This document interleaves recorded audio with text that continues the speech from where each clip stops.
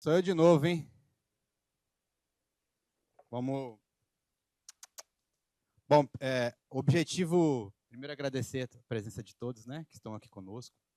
Quando nós pensamos um pouco nessa mesa, dando sequência um pouquinho do que a gente ouviu nas falas iniciais, essa mesa tem o objetivo de dar voz ao território, né? Então, assim, a esse município, ao poder público local, à APAI, o trabalho que tem feito, e às famílias indígenas que são atendidas pela APAI, né? O objetivo é que a gente valorize esse espaço, entendendo, claro, que o que a gente debate aqui é espelhado para o Brasil, para o mundo, mas a gente queria muito ouvir essa experiência, poder falar um pouquinho de Aracruz, do que está sendo consolidado aqui, mas também das necessidades, né, daquilo que a gente tem produzido, colocando a APAI, colocando as pessoas indígenas que são atendidas. Nós temos mães aqui que têm seus filhos na APAI, para poder falar um pouco desse espaço, desse lugar, e um pouquinho do poder público, do que tem construído, né? Esse é o objetivo um pouco dessa mesa. A gente vai passar um minutinho de fala para cada um e tentar deixar um tempinho para abrir para as perguntas, para colocar. Então, o objetivo dessa primeira mesa é nossa luta aqui no território, da voz ao território, da voz às pessoas. Para começar a nossa fala, então vamos ter uma fala um pouquinho de cada um e depois a gente abre para a conversa. Para iniciar, então, eu queria convidar a Júlia, para fazer uma explanação do trabalho da APAI. Boa tarde a todas as pessoas. Eu me chamo Júlia, eu sou cientista social da APAI Orla. Também sou mestranda no programa de pós-graduação em Ciências Sociais da Universidade Federal do Espírito Santo. Minha pesquisa é na área de etnologia indígena, né? Vou me autodescrever. Eu sou uma mulher branca, tenho 28 anos, estou com uma camiseta preta da APAI da Orla, uma calça bege, um sapato marrom e um casaco verde. Tenho o cabelo pintado de louro e queria dizer a todos que eu estou muito feliz de estar aqui, né? E, primeiramente, eu queria pedir licença, enquanto pessoa não indígena, para falar nesse chão, né? Cumprimento a todos os painelistas, é uma alegria imensa para mim estar nessa mesa e poder compartilhar um pouquinho da minha experiência de trabalho na APAI da Orla. A APAI da Orla ela inaugurou no final de abril, né? E no mês de maio a gente já estava indo às aldeias. Conversamos inicialmente com o Cacicado e com os representantes das associações, e no momento posterior com os profissionais da saúde e da educação. A ideia era identificar quais eram as principais demandas do território e também ter um registro de quais seriam ou quantos seriam os interessados no serviço prestado pela APAI da Orla. Depois de aproximadamente 20 reuniões, nós construímos uma lista de nomes e telefones, e aqui eu queria deixar um agradecimento especial a todas as enfermeiras das unidades básicas de saúde indígena e também as diretoras e pedagogas das escolas indígenas que me ajudaram muito nessa missão de coletar os nomes e os telefones, né? Entramos em contato com essas famílias, apresentamos a APAI da Orla, explicamos o projeto e nos colocamos à disposição para acolhimento e triagem na instituição. Hoje, na APAI da Orla, a gente não tem fila de espera e estamos com 66 famílias indígenas em atendimento. Tá. E aí está o gráfico, né, de acordo com as aldeias. Em Córrego do Ouro, a gente está com 5 usuários, Comboios 11, Caieiras 20, Pau Brasil 17, Irajá 4, Areal 2, Boa Esperança 3 e Nova Esperança 4. Há 2 meses atrás também a gente fez uma reunião que funcionou como uma espécie de devolutiva, né, em que foram convidados os atores com os quais a gente conversou nesse primeiro momento. Então, nessa reunião estavam presentes os caciques, os profissionais da saúde e da educação, as associações, né? E eu acredito que, na verdade, assim, a devolutiva, a ideia dela era tratar sobre o andamento até o primeiro trimestre, né? Então, no final desses 3 meses, a gente convocou essa reunião para discutir quais eram os sucessos da iniciativa e também debater e encaminhar quais eram os desafios, né, que a gente tinha identificado e o que a gente tinha aí pela frente. A potência, né, de sentarmos todos à mesa assim, foi justamente debater não só a quantidade de pessoas atendidas, mas também a qualidade do atendimento e do serviço prestado, né? E quais eram os pontos de atenção para a gente garantir a melhor continuidade desse trabalho. Para os próximos meses de trabalho, né, a gente previu que ainda precisamos compreender melhor qual é a concepção de deficiência dos Tupiniquim e também dos Guarani. A gente precisa diversificar as estratégias de comunicação com as crianças Guarani na primeira infância, já que elas não têm familiaridade com muitas delas, né, não têm familiaridade com português, que seria muito interessante a gente elaborar esse protocolo de atendimento, né, que a gente já está pensando aí junto da federação. E também que os profissionais técnicos podem prestar esse atendimento que está sendo prestado na Pai da Orla, nas aldeias, por meio de uma equipe volante. Além disso, um outro ponto de bastante atenção, né, é que o transporte e o acesso, eles precisam ser garantidos por vias que não envolvam exclusivamente o carro da saúde indígena, já que não está dando conta de cobrir a demanda só, né, dos usuários da Pai da Orla. Eu destaco aqui que esse é um projeto que está caminhando, né? Então, apesar da gente estar apresentando uma experiência pioneira, a gente também se coloca aqui na posição de aprendiz, né, diariamente e também desse evento. Para já ir fechando um pouco a minha fala e passando a palavra, eu queria mostrar algumas fotos da última semana na Pai da Orla. Como a gente não conseguiu assegurar a participação de todas as crianças e adolescentes e usuários, né, da Pai da Orla aqui, nesse dia, nesse espaço, a gente fez um trabalho prévio, em separado, com os indígenas inseridos nos grupos que acontecem na segunda, na terça e na quarta, na parte da manhã e da tarde.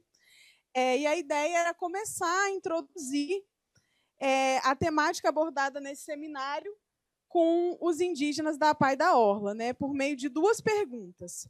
Primeiro, o que eles entendiam por deficiência, e segundo, o que eles esperavam do atendimento na Pai.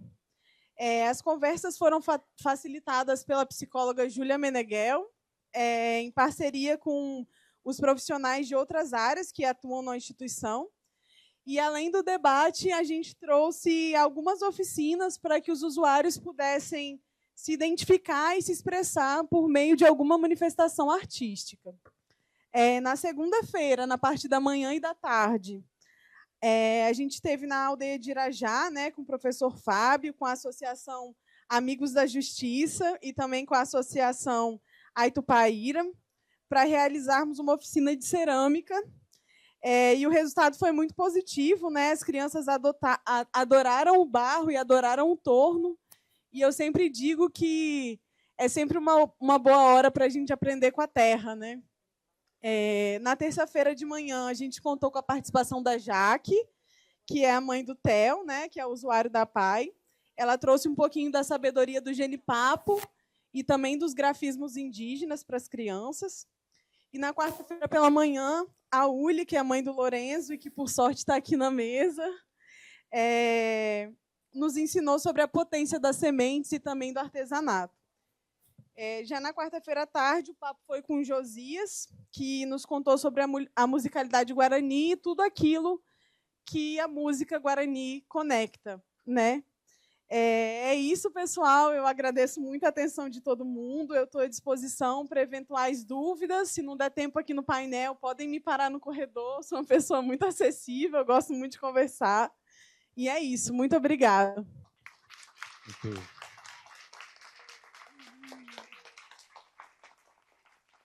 Parabéns, Júlia, toda a equipe da APAI, pelo trabalho sensível, né, de respeito às culturas, que acho que deu para entender um pouquinho como é que tem sido o direcionamento do trabalho. A gente passa um pouquinho agora para ouvir, está aqui do meu lado, a Ulianara Gomes, que é mãe de um usuário atendido pela PAI. Ecobé, Chapecaruca, Xereira Iaciuli, Chetaba Irajape. Olá, boa tarde. Eu me chamo Iaciuli, eu sou da aldeia Irajá. Eu tenho um filho, né, atípico, ele se chama Lorenzo. Na língua indígena, ele se chama Ichauí. E ele foi diagnosticado bem cedo, né? Com a neurodivergência do autismo. E, assim, para nós, né, como mãe, é um pouco dificultoso a gente receber, né, um diagnóstico, pelo menos um pré-diagnóstico, porque a gente pensa em todas as dificuldades que a gente tem que enfrentar. E, hoje em dia, a gente escuta muito que a neurodivergência ou qualquer outra doença, né, que acarreta na vida, né, da gente, virou modinha. Então, assim, é um pouco dificultoso a gente receber esse diagnóstico. E a gente fica pensando como que a gente vai lidar com isso. E isso aconteceu quando ele tinha 1 ano e 9 meses, porque eu já tinha percebido uma dificuldade com ele, a minha mãe, que está sempre comigo também, percebeu. E aí ele foi, né, indicado aí a PAI. E eu não levei. Eu não levei ele porque eu acho que para nós indígenas é muito... Eu uso o termo, gente, mas é entre nós. Nós somos muito ariscos. É muito difícil a gente chegar até um lugar e saber que a gente vai ser bem recebido. Porque nós passamos por um racismo fora do nosso território muito grande. Principalmente para nós, povo tupiniquim, né, que perdeu tanto lá atrás, foi deixado tão esquecido a nossa cultura e hoje nós estamos aqui retomando. E, assim, é muito difícil a gente chegar, né, nos lugares e a gente se identificar como indígena, né? Hoje, vocês podem olhar todos nós, todas as pessoas que estão aqui dentro indígena, ninguém sente vergonha de se mostrar indígena.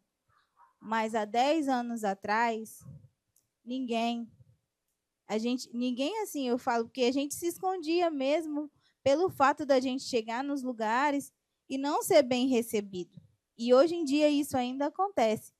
Mas nós aprendemos a lidar com isso. E ainda, além, a gente levar uma neurodivergência, no meu caso. Então, hoje, o Lorenzo, né, com 7 anos, ele fez um trabalho de estudo com a psicopedagoga, porque ele já entrou na fase da alfabetização, e ele estava tendo dificuldade na escola.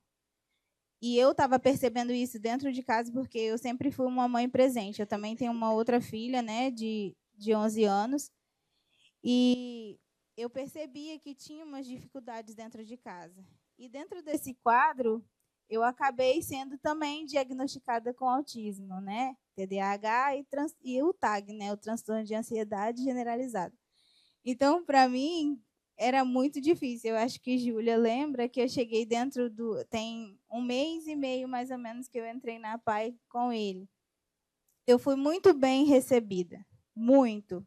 E, assim, as coisas aconteceram numa linha tão deslizante que, quando eu já percebi, eu já estava lá dentro e eu nem vi.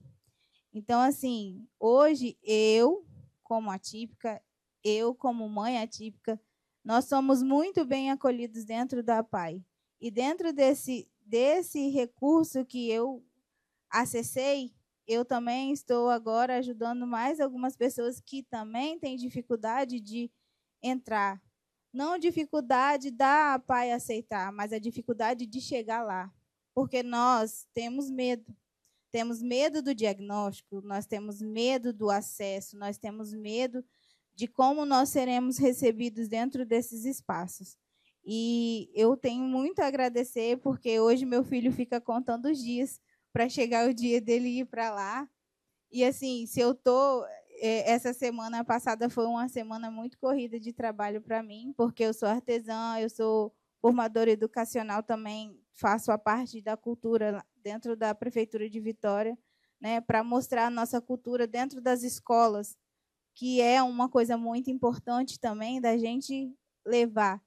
Eu saí lá de Vitória na terça-feira de noite, vim para cá na quarta-feira para fazer esse trabalho, né, que eu já tinha me organizado para isso, e também estar presente na vida do meu filho, porque eu quero estar presente nesses passos dele, para lá na frente ele ter a mesma força e a garra que eu tive e saber que ele pode, ele é capaz. E mesmo eu sem o meu diagnóstico, hoje, aonde eu estou? Então, assim, eu me desdobro em 50, em 1000, para estar junto.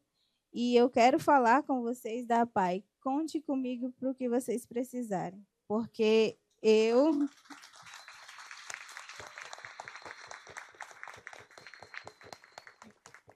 fui muito bem acolhida, sou muito bem acolhida.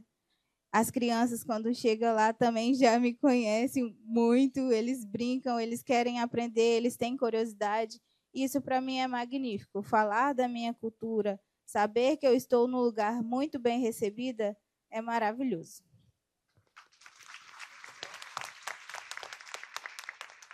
Muito bom, Oli. Obrigado pelo compartilhar esse depoimento tão rico com a gente, né, de visões e de respeito. Muito obrigado. Passar agora para a Suelen. Suelen também, que é representante das famílias atendida pela PAI. Boa tarde a todos. Meu nome é Sueli, indígena é Ará, sou mais conhecida como Ará, né? Meu irmão é autista, né? E a gente também recebe esse apoio lá na PAI da Orla, né? Que é no Sauê. Então, uma longa história, mas eu vou tentar resumir mais ou menos para entender. Às vezes, a gente fala que o nosso povo não quer aceitar, porque é difícil aceitar o diagnóstico, né? E aqui está o pessoal da educação da escola, está o Mauro, está a professora também, a Ciara, eles vão entender, a enfermeira também, que apoiou demais também, a enfermeira Vânia, que está aqui. Foi muito difícil, porque, assim, esse preconceito que eles receberam, né, e acham que vão receber também na PAI, né? E a luta, assim, para mim, foi muito grande, para me colocar isso na cabeça da minha mãe. É uma pessoa de 43 anos, e, assim, as coisas elas estão mudando. A gente está tendo espaço para falar, né? Hoje está tendo o primeiro seminário.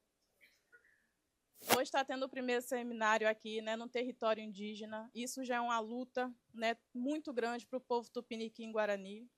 Hoje, para a gente ter esse espaço aqui, com certeza foi muito difícil. E estamos aqui, então, para ver que a gente está indo no caminho certo, né? Então, quando a gente via que meu irmão tinha alguma coisa assim, que ele não conseguia dormir, ele não conseguia estudar, ele ficou até 7 anos sem diagnóstico, né? Porque a minha mãe não queria ir lá, sabia o que estava acontecendo. Foi quando eu entrei. Não, peraí, ele já está na hora de aprender, ele já está na hora de ir para a escola, ele está na hora de saber o que ele quer, quem ele é, né? Então, aonde a gente vai procurar essa ajuda? É com o pessoal da saúde, é com o pessoal da educação, e hoje está todo mundo aqui, porque é necessário, nós caminhamos todo mundo junto, né? Nós indígenas, vocês entenderam o nosso lugar também, que a gente tem lugar, a gente tem que ter espaço, a gente tem que ter lugar de fala para entender, né? E o respeito acima de tudo. Quando a gente fala de Deus, de Nhanderu, a gente fala sobre respeito e sobre amor. E se a gente não amar, quem é que vai nos ajudar, né? Então, a gente tem que caminhar todo mundo junto. Então, hoje a gente está recebendo essa ajuda.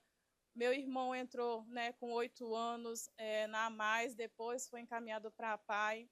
e hoje ele consegue ter coordenação. Ele não tinha coordenação para escrever, não tinha coordenação para nada, e hoje ele está tendo isso, né, com muita ajuda da Vânia. A Vânia falando com minha mãe, não vai, que vai ser bom, vai lá, faz um teste, e graças a isso as pessoas que estão nesses espaços, elas estão sabendo lidar com o povo indígena, estão sabendo respeitar o povo indígena. E é isso. Hoje a gente está agradecendo, né, a Júlia também, que esteve lá no nosso território, né, para saber quem é que precisava, né? E eu acho que a gente deve falar com os nossos mais velhos também, a minha mãe, que precisa também de muito atendimento, muita conversa, porque é muito difícil colocar as coisas na cabeça deles, né? Mas a gente tem que participar mesmo, fazer esses encontros dentro do território, trazer uma PAI para dentro do território, com pessoas qualificadas para entender essas mães, esses pais que têm essas crianças que precisam dessa ajuda. Gratidão.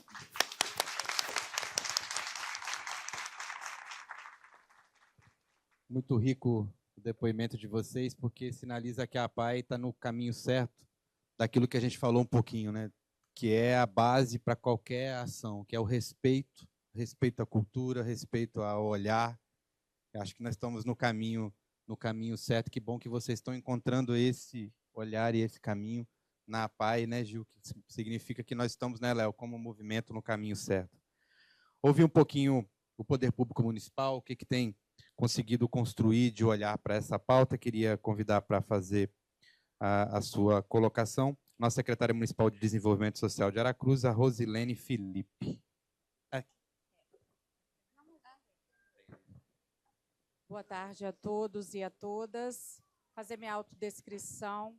Eu sou uma mulher branca, 48 anos, cabelo castanho escuro, mas está com luzes, né? Estou vestindo um vestido marrom com listas beges ou bege com lista marrom e um casaquinho marrom. Eu sou advogada de formação e estou frente à Secretaria de Desenvolvimento Social do município. Bom, no município de Aracruz nós temos 9 CRAS e um desses CRAS está dentro do território indígena, num espaço cedido pela comunidade em Caieiras Velhas. Primeiramente, é uma satisfação, né, estarmos aqui reunidos para falar e refletir sobre um tema tão relevante, que é o bem viver das pessoas indígenas com deficiência. Quando tratamos de inclusão social, precisamos compreender que não se trata apenas de ofertar serviços, mas de reconhecer a diversidade cultural e garantir que cada cidadão e cidadã tenha seus direitos respeitados em condições dignas e equidade.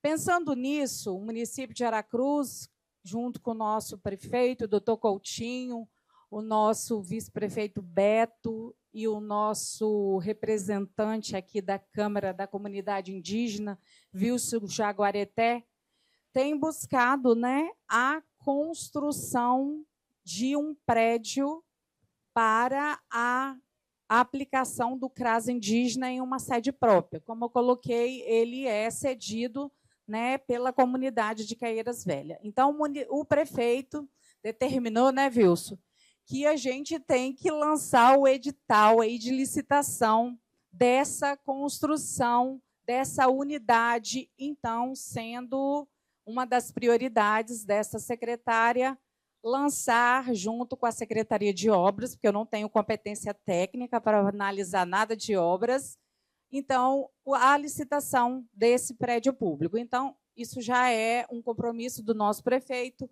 e do nosso vereador Wilson Jaguareté, e que a gente tem articulado também com a nossa secretária de Estado, né, de Assistência Social, a Cíntia Grilo, que também está se movimentando para nos auxiliar nessa construção desse prédio público.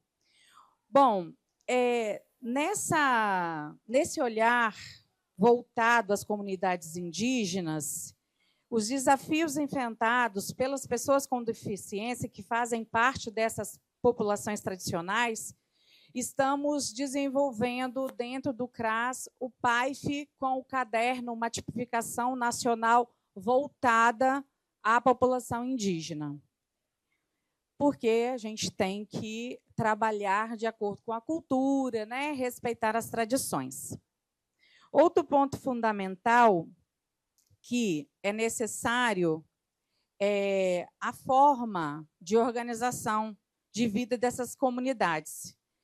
E nós, enquanto poder público, temos que garantir o acesso aos benefícios socioassistenciais.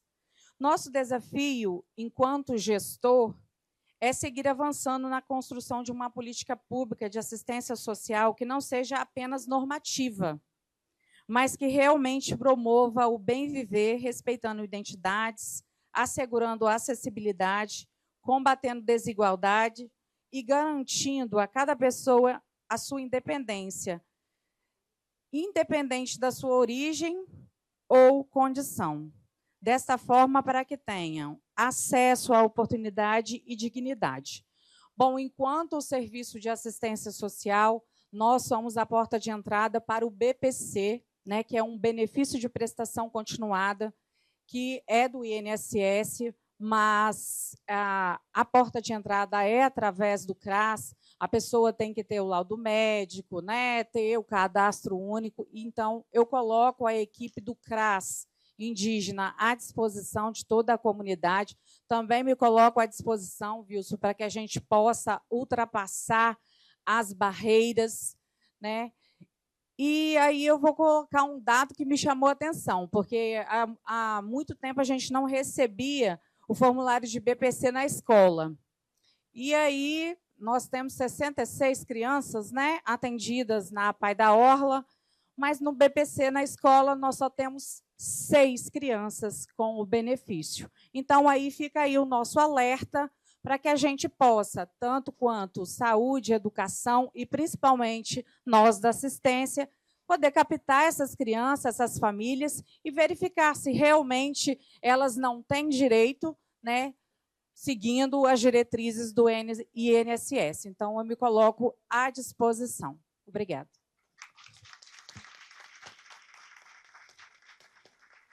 Obrigado à nossa secretária de assistência. Traz, inclusive, um alerta importante, né? Porque pode ser falta de acesso a direito, e o BPC é um direito importante, então acho que fica essa lembrança.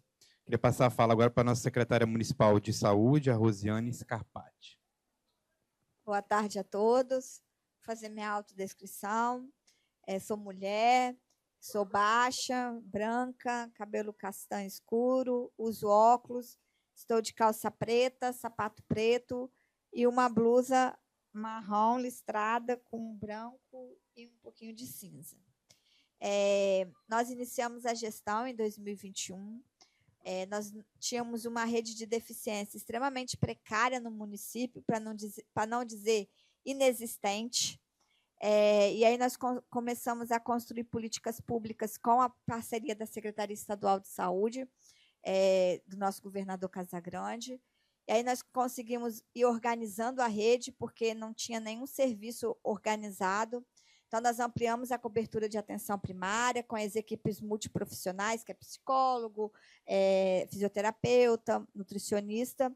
E assim nós também fomos dialogando com a PAI por entender que é um grande equipamento para fomentar o acesso, principalmente para as patologias, né, que estão linkadas nos CIDs das deficiências. E assim como o nosso prefeito falou, nós quadriplicamos o recurso para a PAI do nosso município, e aí nós começamos a implantar não só a deficiência física, mas também os transtornos de neurodesenvolvimento, porque não tinha nenhuma porta no município para os transtornos de neurodesenvolvimento. E aí nós começamos a trabalhar com os autismos, com os transtornos de comportamento, com esquizofrenia e tantos outros. E aí nós fomos descobrindo que existia, né, uma população que estava latente e que não tinha acesso porque nunca encontrava uma porta aberta. E aí, por meio da PAI, nós fomos ver que esse serviço não daria conta sozinho da PAI, que nós precisávamos ampliar nossa rede, e aí nós conseguimos contratar neuropediatra, que não tinha no município, para poder trazer um diagnóstico, né, assertivo para essas crianças. E, com o passar do tempo, nós também conseguimos abrir, por meio do nosso prefeito, doutor Coutinho, um CAPSI, para deficiência, né, do infanto-juvenil, para os transtornos, e ali nós conseguimos fazer com que esse equipamento ele atendesse todos os transtornos, exceto o autismo, para que a gente pudesse, autismo que não seja grau 1 ou 2, autismo grau 3, ele está ali também, porque está associado a outras patologias, e ali a gente conseguiu ampliar mais ainda o acesso aos nossos pacientes, né? Nós também, em 2025, como já foi dito, vimos a necessidade de ampliar o acesso para a Orla, devido a toda a situação geográfica, e abrimos a APAI Orla. E, especificamente, com relação à saúde indígena, o vereador Wilson já nos procurou, juntamente com a Vanessa, eu não esqueço desse dia, querendo, né, algo para fazer para a saúde indígena. E aí, como a gente já tinha um case de sucesso com a APAI, e eu já trabalhei enquanto enfermeira na saúde indígena. Então, eu já vivenciava muitas questões, principalmente lá em Comboios, né, com as dificuldades que eles tinham com relação ao alto índice de crianças com transtornos de neurodesenvolvimento, mas que tinham somente acesso a uma medicação, que não tinham acesso à terapia, que não tinha nada. Isso ficava ali num limbo sem você conseguir ter êxito. Então, a escola sofria porque não conseguia ver aquela criança evoluindo, e também a saúde não conseguia dar assistência com tempo, porque a Ana Cristina vai dizer que a CESAI só tem a particularidade de fazer atenção básica. E aí foi onde a gente conversou, né, Wilson, muito, e quando a gente entendeu que a APAI podia estar próximo para poder estar... Porque não adianta somente também abrir uma porta, porque a gente sabe das especificidades dos povos indígenas. Precisa conhecer, precisa integrar a cultura para dentro da APAI, porque aqueles profissionais que ali estão precisam conhecer das dificuldades, de como lidar, de como trazer também as práticas do dia a dia da população indígena, que pode fazer a diferença naquela outra criança que tem ali um transtorno, que talvez um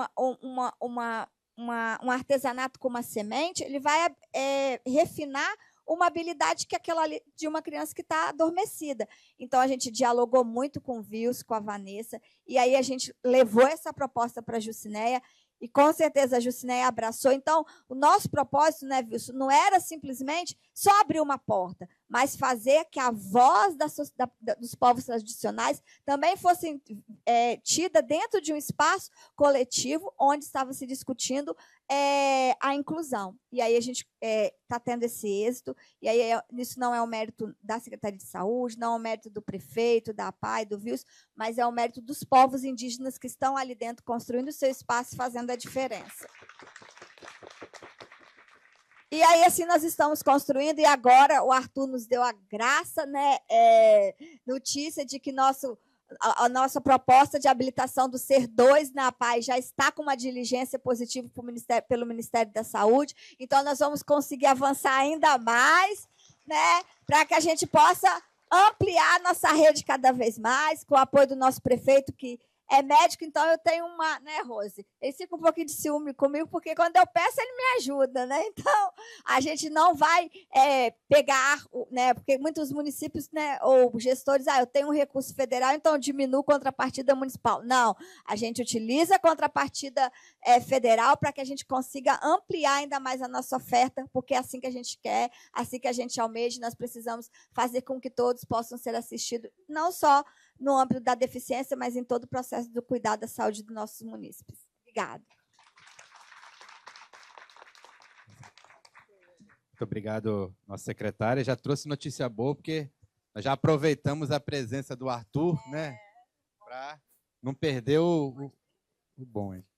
Muito importante. Vamos ouvir um pouquinho agora da coordenadora técnica de saúde indígena aqui de Aracruz, Ana Cristina Genari. Muito boa tarde a todos. Está funcionando, né? Eu sou Ana Cristina, mais conhecida aqui no território como Tina. Eu quero falar um pouquinho da CESAI, porque eu acho que tem muita gente de fora, né? E assim não entende um pouco como funciona a CESAI e o funcionamento da CESAI. A CESAI, a saúde indígena, ela faz parte do Ministério da Saúde, e é uma Secretaria Especial de Saúde Indígena que foi criada em 2012, e todas as ações voltadas aqui no território faz parte dessa secretaria. Nós atendemos somente atenção primária em saúde, então a gente entende que a cesárea é feita de muitas mãos, né? Porque aqui nesse território a gente tem 5 equipes de saúde. Aí, cadê o pessoal aqui? A Vaninha, a Lohan, todo mundo aqui, que é uma equipe maravilhosa, é uma equipe realmente que faz atenção primária em saúde, é uma equipe que abraça a causa. Temos hoje, mais ou menos, mais de 80% da nossa equipe são indígenas formados, se especializando, ocupando seus espaços, né? Então, hoje, a nossa equipe é formada especificamente, em sua maioria, por indígenas. Então, a CESAI, pessoal, é do Ministério da Saúde, tá bom? Então, a gente não é financiado pela prefeitura. Mas, enfim, quando o indígena precisa de uma atenção especializada, uma atenção secundária, ele vai na prefeitura e no Estado.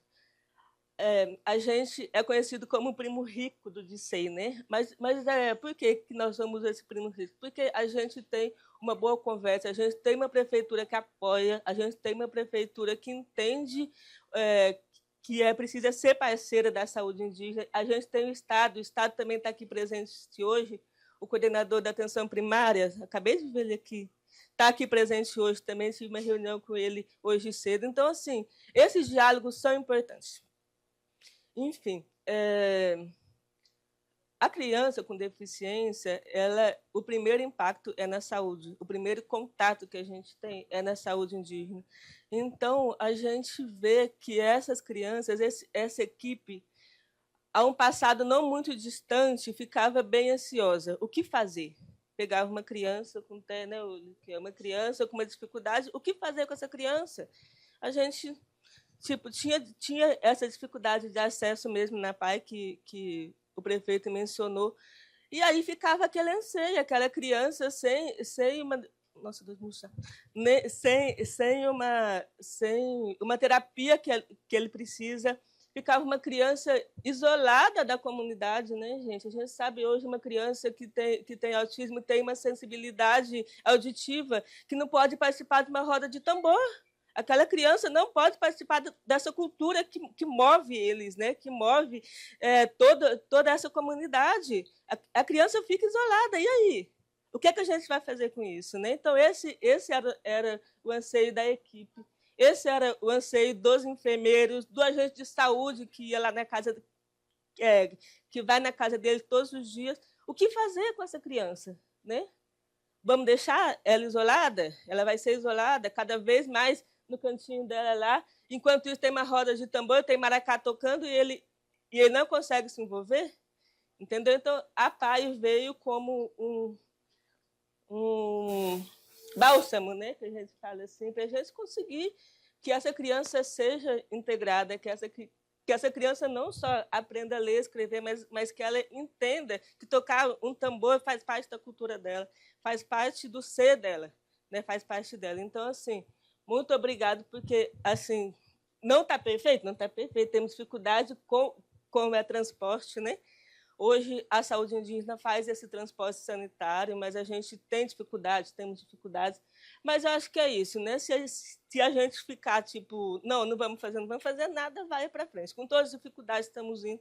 Lá em Comboios, hoje, que é a nossa maior barreira, a gente tem uma aldeia aqui, pessoal, que tem que atravessar o rio, né? Para a gente chegar nessa aldeia. Quem puder ir lá conhecer é maravilhoso. A Larissa vai falar um pouco, mas hoje a gente tem 16 crianças que precisam de atendimento. Como que eu vou fazer esse transporte de 16 crianças mais os pais, se eu tenho um MOB, um carro da saúde, né? Então, eu peço aqui o meu apelo, né, todas as autoridades, para ver se a gente consiga solucionar essa questão do transporte, que vocês nos ajudem, né, porque está uma situação complicada e algumas crianças estão ficando sem acesso, estão ficando sem terapia por uma questão de logística que a saúde indígena, infelizmente, não consegue resolver, né, e não consegue abraçar tudo isso. Então, o nosso apelo aqui para a gente achar uma solução juntos, né, não jogando para cima de ninguém, mas acho que juntos a gente consegue resolver tudo.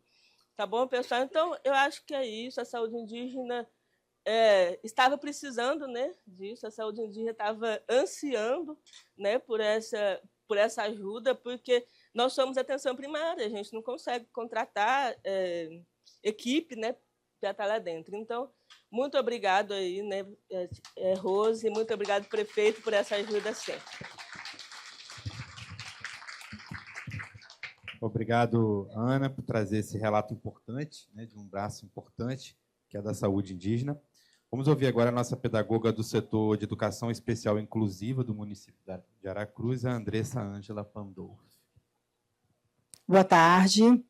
Vou fazer minha audiodescrição. Eu sou uma mulher alta, branca, de cabelos castanhos, com umas mechas loiras, estou usando óculos, um vestido marrom, colar e um adereço indígena no cabelo.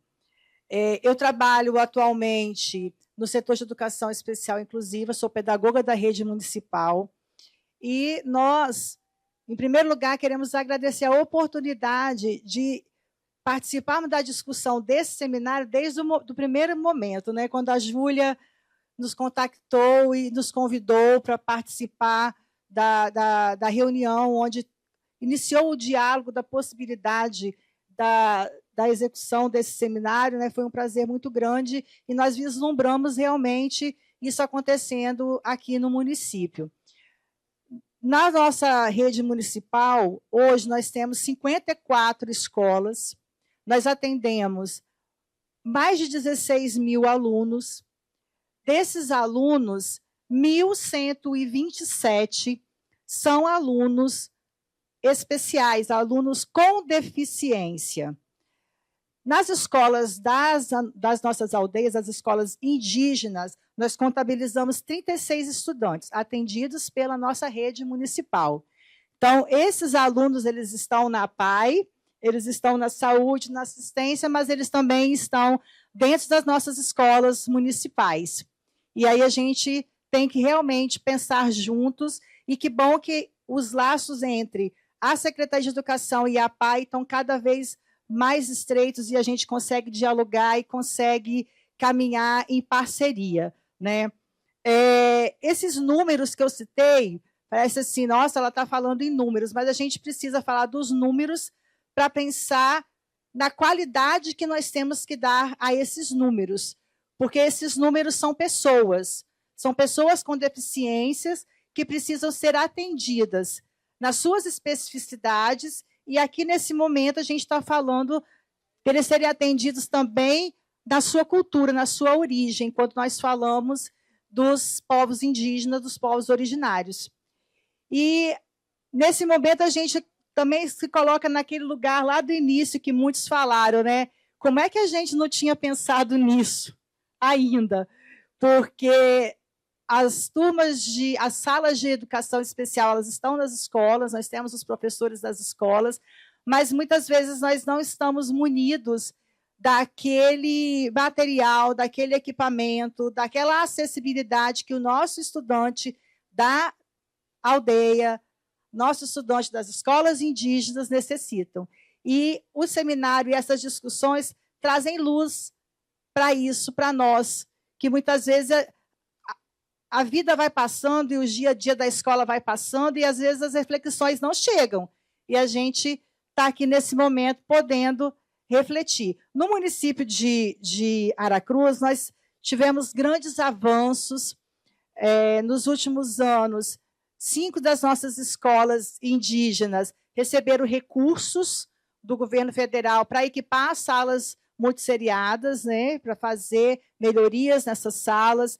Nós temos uma parceria com o setor de educação indígena, que também dentro da Secretaria Municipal ele existe. Recentemente, nós fizemos, em parceria, uma formação com todos os professores das escolas indígenas, e a gente acredita que, através do estudo, através das formações, que a gente consegue trazer mais ações, mais fatos concretos e mais avanço nessa discussão sobre a inclusão, e aqui sobre a inclusão dos estudantes indígenas com deficiência.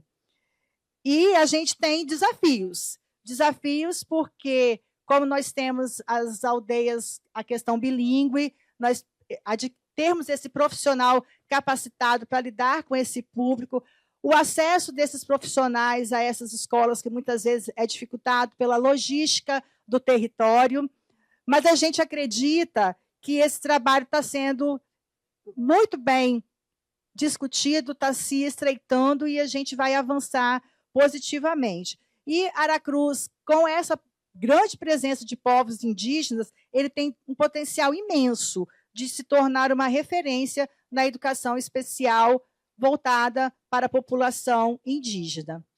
Eu agradeço a participação nesse seminário.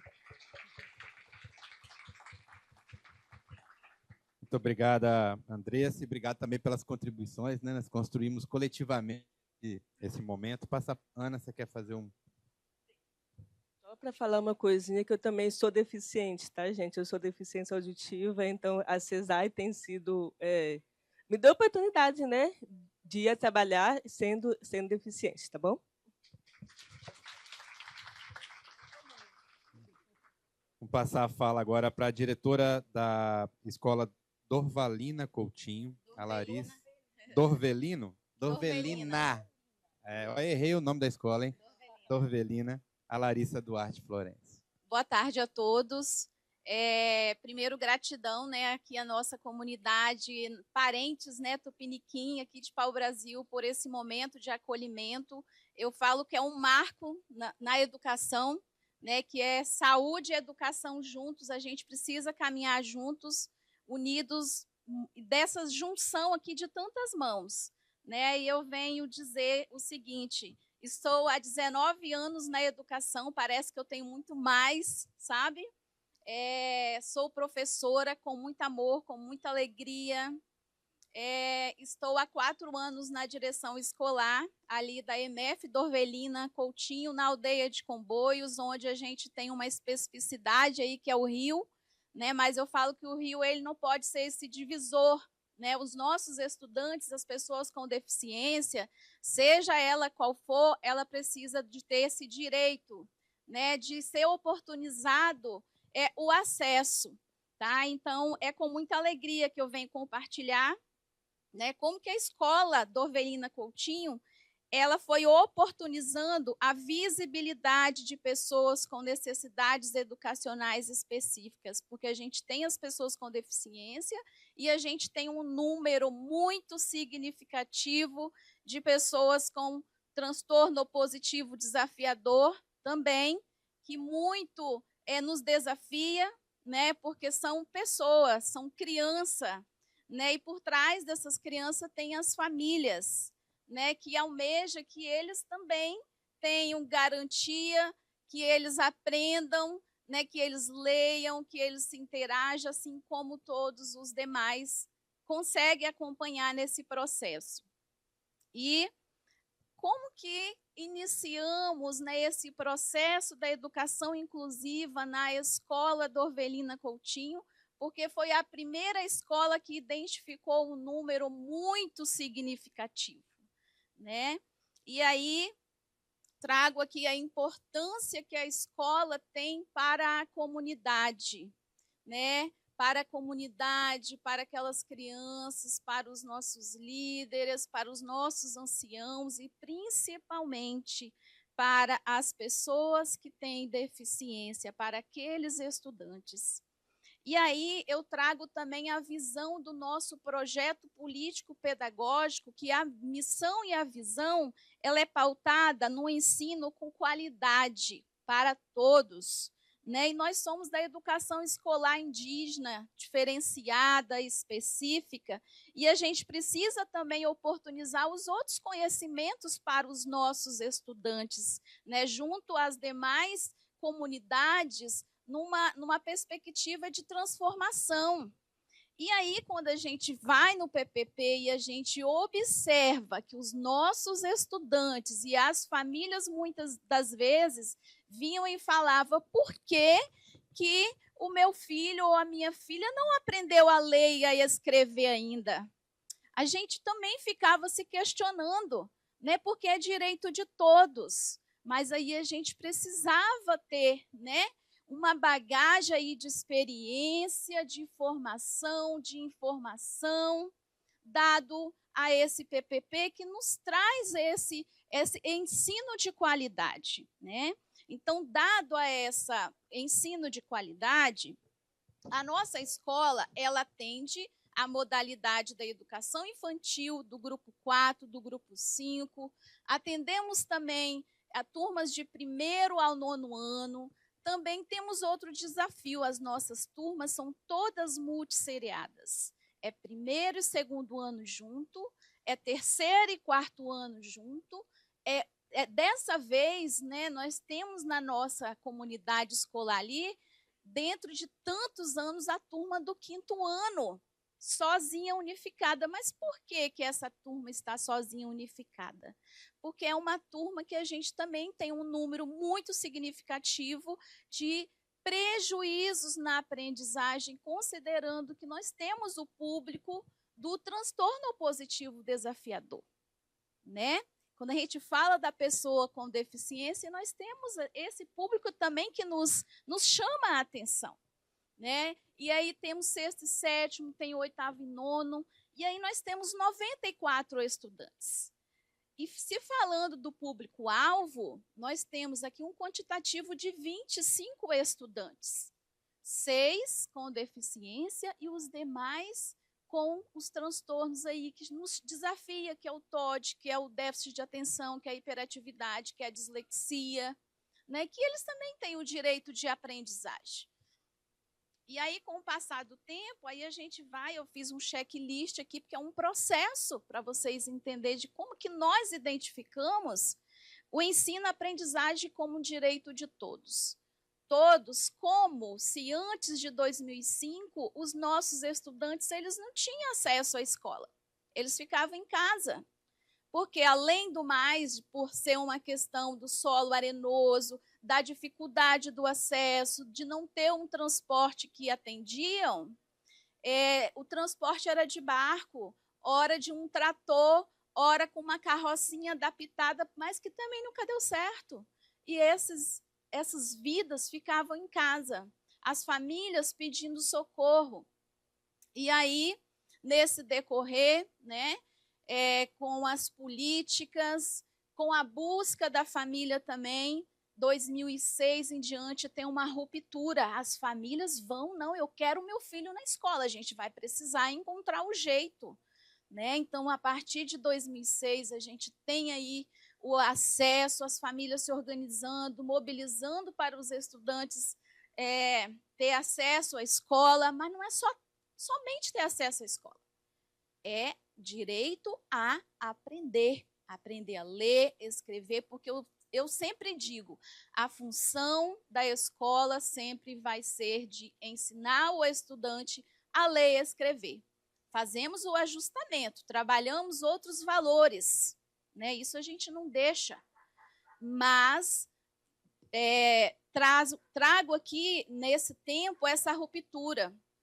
E aí, depois também, eu falo assim que nós também temos uma missão. Eu acredito que eu tenho essa missão a partir de 2009, 2010. Eu tenho também um filho com autismo, né, que também eu ficava ali preocupado, porque eu já tenho uma experiência de uma menina, de uma filha, e eu observava que tinha um comportamento ali que não estava, sabe? Eu olhava, fazia os estímulos, ele não me respondia, era muito seletivo, era muito seletivo, e aí eu saio em busca, tem as formações por parte da Secretaria, né, de Educação no município. Toda quarta-feira eu chamava meus colegas lá da Dorvelina, vamos comigo, vão para a formação à noite, porque a gente sabe que sair de Comboios não é fácil, mas a gente não pode colocar as barreiras, a gente precisa ir para a gente poder ajudar os demais. E assim eu fiz, né? Pós esse diagnóstico, que também não foi fácil, né? Porque a gente, enquanto família, a gente, querendo ou não, a gente não estar preparada, né? Muda tudo e a gente precisa buscar as informações. E naquele tempo ainda era tudo muito obscuro, né? E aí, nisso, com 1 ano e 9 meses, o meu filho tem o diagnóstico, né? Então, assim, eu falo que foi um diagnóstico, mas foi onde me possibilitou eu poder ajudar ele e ajudar tantas outras famílias ali na minha comunidade de Comboios. E nisso também a médica que acompanhou ele, a doutora Luziene, eu acredito que muitos aqui conhecem, ela falou assim: Larissa, eu quero ajudar a sua comunidade. Eu quero ajudar as crianças lá da sua comunidade. E aí, ela, nessa ajuda, ela fazia as consultas de cortesia. A família falava assim: eu só preciso dessa iniciativa, depois a gente dá um jeito. E aí, gente, a família eu trago como a principal parceira também nessa descoberta. Não é fácil, mas a gente precisa, principalmente eu falo na questão da aceitação, porque também costuma ser um grande desafio. Mediante isso, depois dessa identificação aqui que eu tenho, desse diagnóstico com meu filho, 2014, nesse decorrer, né, eu fui buscando formações, participando de seminário, especialização. Eu sou a primeira professora contratada para a sala de recurso, né? Então, através aí da minha experiência, de poder ajudar não somente o meu filho, mas aquelas crianças que não eram compreendidas. Por que eles não aprendiam no seu tempo, que a gente determina o tempo, né? Mas aí a gente tem que olhar a questão da especificidade, né, daquela pessoa, né? Porque cada um aprende no seu tempo, do seu jeito, da forma que é estimulado. E aí nós começamos também, junto do grupo nosso de professores, buscar as formações, né, os formadores também lá. Nesse meio tempo também tinha a equipe multi, né, que muito contribuiu, a equipe de saúde da nossa comunidade, que ela é muito parceira, sabe? Então, assim, eu falo lá em Comboios, a escola, a saúde é parceira, a escola chama para identificar, chama a família, e aí a gente vai unindo as mãos, as forças, né, para a gente conseguir oportunizar para que essa criança ela tenha o direito de ensino, assim como os demais. Então, assim, para além disso, eu sei que os desafios, eles vão fazer parte sempre da nossa vida, do nosso cotidiano. Nós trabalhamos com vidas, com sonhos, né? Já extrapolei o tempo, estou terminando. Trabalhamos com vidas, com sonhos que são depositados à nossa mão. Então, a gente segue com muita esperança, né? Com muita força, porque é um direito de todos aprender a ler, escrever, não só isso, de ter autonomia na vida, né? Isso é muito importante, isso é fundamental para a vida, sabe? Eu falo que eles são os nossos futuros lideranças e a gente precisa oportunizar o meio deles ter esta autonomia, né, essa oportunidade. E aí, na nossa escola, os professores fazem, né, essas atividades adaptadas. E eu falo também que a gente não pode ficar somente pautado no laudo, mas, lógico, o diagnóstico ele dá um direcionamento que aquela criança ela tem um tempo diferente para realizar aquela atividade. E nisso vem as possibilidades, né? Então, a gente trabalha com esse olhar, nós mudamos o olhar, o jeito, o acolhimento. E isso é necessário, isso é fundamental. E já que nós podemos aqui também, né, fazer propostas, eu agradeço muito, sabe, Júlia, a você, o Wilson, que muito nos acolheu também nessa demanda, né, que a gente ficava insistentemente junto do setor indígena, nós diretores, sempre se questionando de que forma que a gente pode ajudar esse estudante, né, dele ter essa autonomia para a vida. Então, assim, vocês também nos acolheram.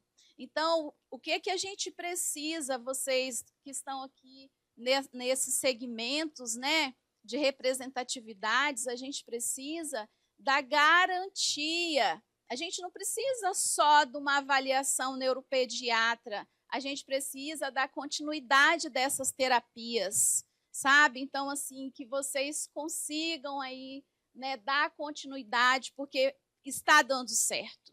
A gente vê os resultados nas nossas escolas.